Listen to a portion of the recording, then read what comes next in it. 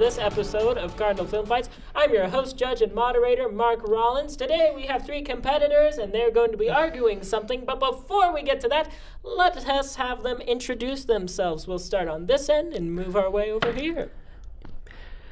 Hello, my name is Ben. I'm a sophomore, and my major is telecommunications. And fun fact about me is, no matter what films that he has made, whether it's bad or good, I'm always a diehard Steven Spielberg fan. He's always reliable. Hi, I'm Tiara. I am a sophomore TCOM major, minoring in film screenwriting and history. And I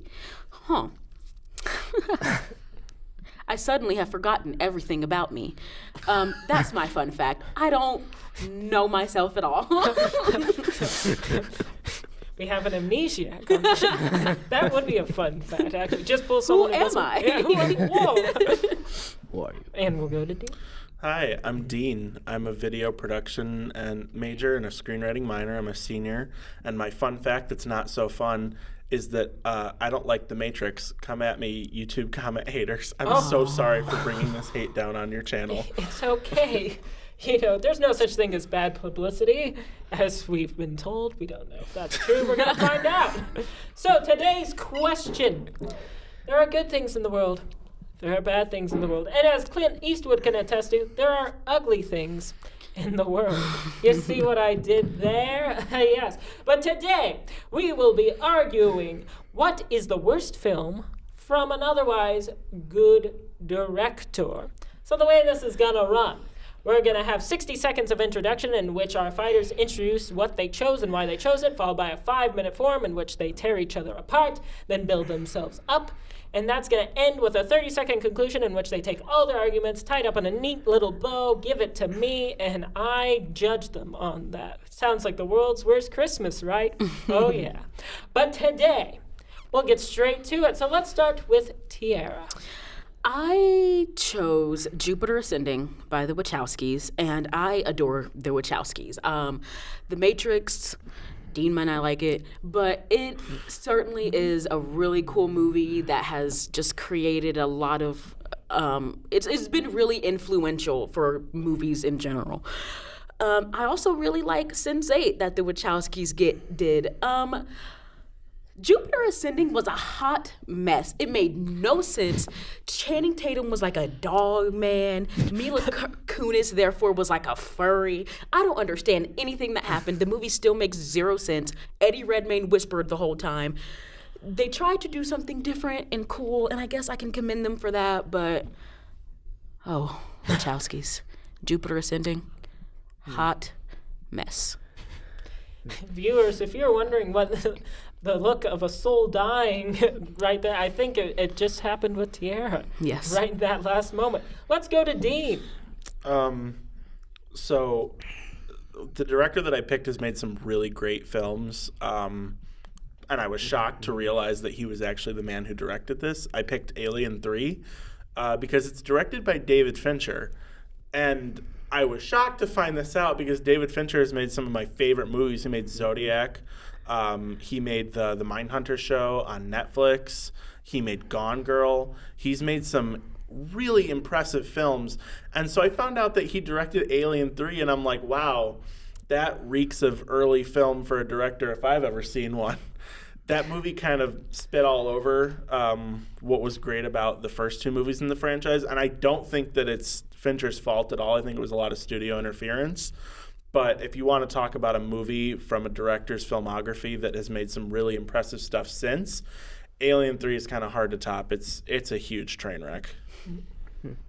And we'll finish off with Ben. The worst movie from a great director that I could have come up with, even though I loved some of his past movies, but for Quentin Tarantino, the worst I could ever think of is The Hateful Eight, because the plot just doesn't make sense. Or the actress Jennifer Jason Leigh, is that her name? Or I just don't think she did any best performance, even though she got a Oscar nomination. But I'm glad she never won from it. Thank God. All right. Well, let's get straight into our 5-minute forum then, beginning now. I can just say without a doubt that the movies that you guys picked aren't even the worst movies in your respective directors' filmography. The Wachowskis directed Speed Racer. I've never seen it. Yeah, I have, and I can safely say that at least Jupiter Ascending tried to be a movie, and Speed Racer is just like colors and flashing lights for like an hour and a half, and that was too much of my life. Oh my God. I thought Hateful Eight was okay. I don't think it's the best movie in his filmography. I also don't think it's the worst. Tarantino made a movie called 4 Rooms, which is absolutely abysmal. So if we're talking worst movie in a director's filmography, it's definitely that. But I thought that Hateful Eight was still good. I don't think it's his best film, but I don't think that it's terrible either. I'm just shocked that David Fincher, who's gone on to make such incredible films, made such a stinker like Alien 3. I mean, the first 2 movies in that franchise are revolutionary. Alien redefined like alien horror, and Aliens is one of the most kick-ass action film. Wait, am I allowed to swear? I'm sorry. Yes, you are. It's one of the most awesome action films I've ever seen, and it somehow like changed it from being a horror movie to an action movie and kept the franchise tone intact. Alien 3 didn't know what it wanted to be because the studios couldn't decide what they wanted it to be. And poor David Fincher has been saddled with being the guy responsible for creating that mess. I'm sorry, go ahead. I think in the same vein, like I said, I know you didn't like The Matrix, but you can't really deny what it did for sort of early 2000 sci-fi stuff. True. Because it sort of every movie after The Matrix tried to parody it. It tried to replicate scenes from it and stuff like that. So.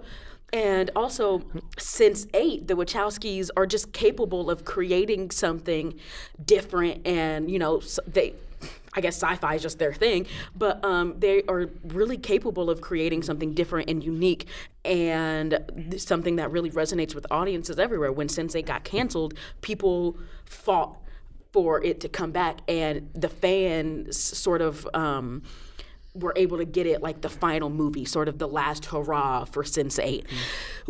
Jupiter Ascending tries to do something different, and it tries to create characters that resonate with the audience, but they don't. Mila Kunis, her character is just like, okay, cool, you're a girl who's going into a new world, but like, it didn't seem like she was shocked by it at all. She was sort of vaguely surprised at some points, and I was like, hello, you're a princess or a queen. Why aren't you more surprised? Why is this Eddie Redmayne yelling but also whispering for most of the movie? I mean, I think they were trying really hard to like build up the backstory and the world of this universe. They were trying to make something that was very visually impressive. It was very pretty. I think they were trying to replicate the success of The Matrix, which they also built up, and it didn't work super well, but I also don't think that it's their worst movie that they've ever made. Let's hear about The Hateful Eight. Well, from Quentin Tarantino, the movies that I love to watch was Reservoir Dogs, if I get that title correctly, Pulp Fiction, the Kill Bill movies, Inglourious Bastards, which Inglourious Bastards was good and funny besides, being so action lately, and Django Unchained. Wow, I love that KK scene where they make fun of those Klansmen people. But The Hateful Eight, that is different. I mean, I get it. I get some of the plot lines where all these guys are just seeking shelter from a blizzard. Some of these guys have backstories, but dude, what is the whole point from The Hateful Eight? I mean, I've watched it with my parents, but it doesn't make sense, the whole thing. And yet it got some Oscar nominations. I'm glad that Jennifer Lee saved herself from winning an Oscar from that movie, because I would never give any support for her from playing in that movie, because the whole movie just It just doesn't make sense. I think Tarantino was trying to craft something very different. He was trying to make a mystery film, which isn't something that he's really worked with a whole lot before. He was trying to make something a little bit outside his wheelhouse. He was trying to return to westerns like he did with Django Unchained. And I think that there's Django was stuff in the great. movie that doesn't work as well, but I think that with what he was trying to do, I think that the movie succeeded at being something unique for Tarantino. Okay, And we'll go to our 30-second conclusions. We'll start with Dean, and we'll go to Tiara, and then Ben. Alien 3 is just a wreck, and it's kind of hard to even talk about it because it's such a muddled film. I think that it's very impressive that David Fincher was able to create such amazing films after this point. I think he kind of used this as a jumping off point so that he could get that notoriety to make the films that he wanted to.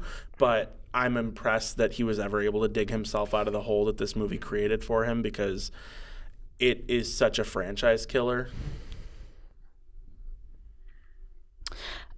With Jupiter Ascending, I haven't seen Speed Racer, so I can't attest to how bad that is. But Jupiter Ascending was something that tried to be great and it fell flat on its face. I don't know how you make such a good actor like Eddie Redmayne literally horrible, but they somehow managed to do that, and it makes me so sad because he's a great actor. The Wachowskis are really great directors, and I hated every minute of Jupiter Ascending. And go ahead, Ben. all right. Well, the Hateful Eight, yes, they may have some noticeable actors and actresses like Kurt Russell or Samuel Jackson or the one actress from Fast Times at Ridgefield High. But like I said, the plot just doesn't make sense. The whole character development doesn't make sense either. Gotcha. Any facts to check, Nate? No, nothing. Okay, well, it's just me, myself, and I making a decision. I'm going to give first place to Dean, second place to Tiara, and third place to Ben. Dean, I think you made a good point that David Fincher has gone on to do a lot of very critically and commercially acclaimed things, and that Alien 3 is just really kind of a weird blip and doesn't make sense with the rest of what he's made. I think you did well to establish the legacy that he has built, despite of that, really kind of emphasizing the distance between his success and this failure. Tiara, I think you made a good case that Jupiter Ascending is just kind of a crap show of a movie. I think where you fell short, though, is just there wasn't the same legacy that David Fincher has left. Right. I mean, The Matrix and Sense8 are both very good, but just other from the Wachowskis. And also, Dean hit you with that Speed Racer. Is that the... May also possibly be worse. You may have to look into that. And Ben, it's I think Dean just kind of hit you hard with that Hateful Eight. While it may not be following the same veins as Tarantino's other movies, may just not be as low of a caliber as Four Rooms was, even still.